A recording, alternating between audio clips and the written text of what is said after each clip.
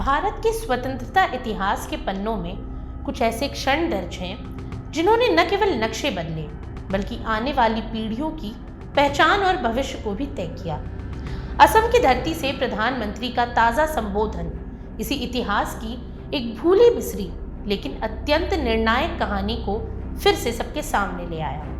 असम प्रवास के दौरान पीएम मोदी ने असम के पहले मुख्यमंत्री और भारत रत्न गोपीनाथ बोरदोलोई को याद करते हुए कहा कि यदि उस दौर में बोरदोलोई चट्टान की तरह खड़े नहीं होते तो शायद आज असम भारत का हिस्सा ही न होता। पीएम ने साफ शब्दों में कहा कि आजादी के बाद कांग्रेस, मुस्लिम लीग और ब्रिटिश सत्ता के बीच चल रही साजिशों के बीच बोरदोलोई ने अपनी ही पार्टी के खिलाफ जाकर असम की पहचान और अखंडता को बचाया।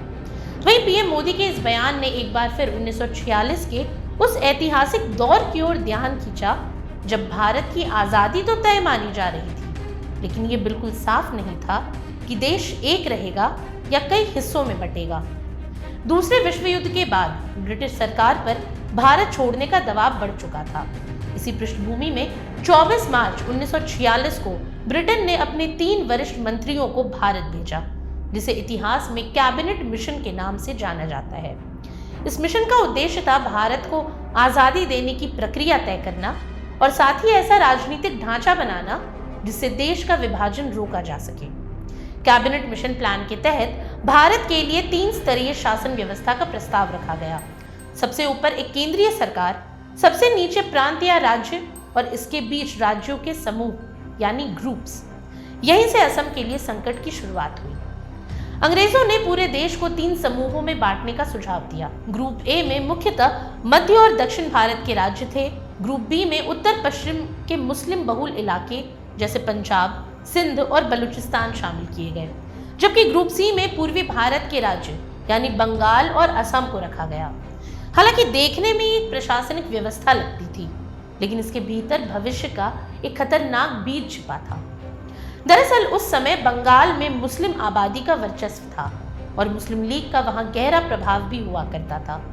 आशंका ये थी कि ये पूरा ग्रुप भविष्य में मुस्लिम लीग की दिशा में झुक जाएगा और धीरे धीरे असम की राजनीतिक, सांस्कृतिक और भौगोलिक पहचान दब कर रह जाएगी। केंद्रीय कांग्रेस नेतृत्व ने इस प्लान को इस उम्मीद में स्वीकार कर लिया कि इससे भारत का बंटवारा टल जाएगा। मुस्लिम लीग ने भी इसे अपनी रणनीति के अनुरूप मान लिया, लेकिन असम के लिए ये एक समझौता नहीं बल्कि अस्तित्व पर संकट था। ऐसे में असम के तत्कालीन मुख्यमंत्री गोपीनाथ बोरदोलोई ने इस खतरे को बहुत पहले भांप लिया। उन्हें साफ दिख रहा था कि यदि असम को बंगाल के साथ बांध दिया गया तो एक दिन ये क्षेत्र पूर्वी पाकिस्तान का हिस्सा बना दिया जाएगा। बोरदोलोई और असम कांग्रेस के अन्य नेताओं को डर था कि असम को एक कुर्बानी के बकरे की तरह इस्तेमाल किया जा रहा है ताकि बड़े राजनीतिक समझौतों की कीमत असम चुकाए। यही वजह थी कि बोरदोलोई ने अपनी ही पार्टी के केंद्रीय नेतृत्व के फैसले का खुलकर विरोध करने का मन बना लिया। हालांकि यह फैसला आसान नहीं था। अपनी ही पार्टी के खिलाफ खड़ा होना उस दौर में अपनी राजनीतिक करियर का अंत माना जाता था। इसीलिए बोरदोलोई ने अंतिम कदम उठाने से पहले महात्मा गांधी से मार्गदर्शन लेने का निश्चय किया। उन्होंने अपने 2 भरोसेमंद साथियों को महात्मा गांधी के पास भेजा और असम की स्थिति को विस्तार से समझाया। महात्मा गांधी की राय थी कि अगर कोई व्यवस्था किसी क्षेत्र की पहचान और आत्मसम्मान को खत्म करती है तो उसका विरोध करना नैतिक कर्तव्य है, चाहे उसके लिए संविधान सभा से बाहर ही क्यों न आना पड़े। वहीं महात्मा गांधी के इस नैतिक और राजनीतिक समर्थन ने गोपीनाथ बोरदोलोई को नई ताकत दी। उन्होंने पूरी दृढ़ता के साथ कैबिनेट मिशन की ग्रुपिंग का विरोध किया, असम की आवाज दिल्ली तक पहुंचाई और ये सुनिश्चित किया कि असम को बंगाल के साथ जबरन ना जोड़ा जाए। उनके संघर्ष का ही परिणाम था कि असम भारत का अभिन्न हिस्सा बना रहा और पूर्वी पाकिस्तान में धकेले जाने से बच गया।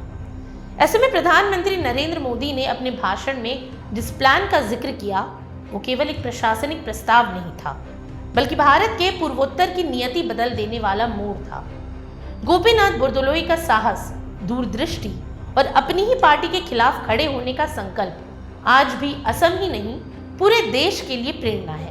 और इतिहास गवाह है कि कभी कभी राष्ट्र को बचाने के लिए सबसे कठिन लड़ाई अपनों के बीच ही लड़नी पड़ती है। असम की पहचान, संस्कृति और भारत के नक्शे पर उसकी मौजूदगी इन सबके पीछे बुर्दुलोई का वही ऐतिहासिक संघर्ष छिपा है, जिसे आज फिर से याद किया जाना बेहद जरूरी है। आज के लिए इतना ही।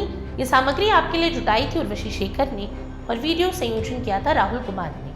ये वीडियो आपको कैसा लगा हमें कमेंट सेक्शन में ज़रूर बताएं और ऐसी तमाम रोचक जानकारियों के लिए बने रहिए स्वराज पोस्ट झारखंड के साथ। और अब तक अगर आपने हमारे YouTube चैनल को सब्सक्राइब नहीं किया तो अभी जाकर करें और फेसबुक पर हमारे पेज को लाइक और फॉलो करना ना भूलें।